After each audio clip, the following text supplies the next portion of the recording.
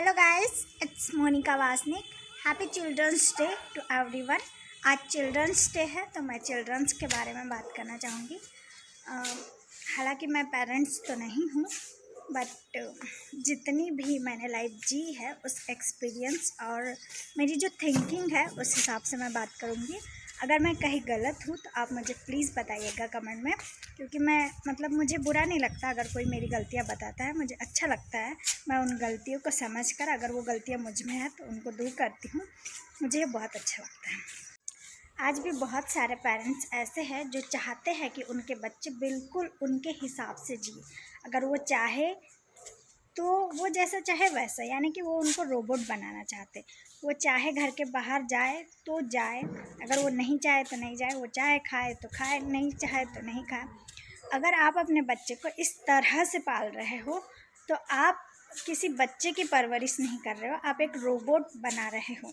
और इंसान कभी रोबोट नहीं होता, और कहीं ना कहीं वो आगे जाके जब वो चीज़ें समझेगा तो ज़रूर अपोजिट रिएक्शन करेगा। क्योंकि आपने न्यूटन का थर्ड लॉ ज़रूर पढ़ा होगा कि हर क्रिया के बराबर लेकिन विपरीत क्रिया होती है। कभी कभी क्या करते हैं, हम अपने हिसाब से बच्चों को पालने के चक्कर में हम उनको बहुत ज़्यादा दबाते हैं। हम चाहते ही नहीं कि वो कुछ नया करें, जैसा हम चाहते हैं वैसा ही करें। अगर वो कुछ नया नहीं करेंगे तो वो सीखेंगे कैसे, है ना। तो इस चक्कर में हम उनको बहुत ज़्यादा दबाते।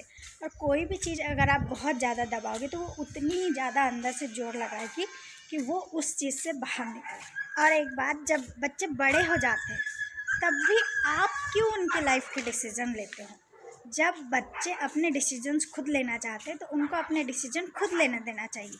अगर छोटे हैं तब समझ में आता है आप डिसीजन ले रहे हो क्योंकि उनमें दिमाग नहीं, लेकिन बड़े होने के बाद भी क्या उनमें दिमाग नहीं रहता क्या?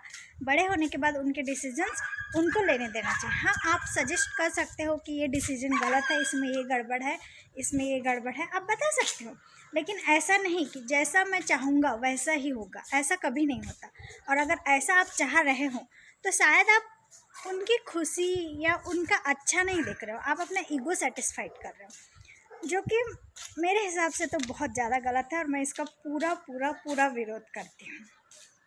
और एंडिंग में जब बच्चे रिवॉल्ट करते हैं तो आप ये बोलोगे कि हमने पढ़ाया लिखा, हमने पाला पोसा, हमने सब किया, इनको हमारी कोई फिक्र नहीं, हमारी कोई वैल्यू नहीं है, हमने इतना किया, उसका कोई मतलब नहीं रहा।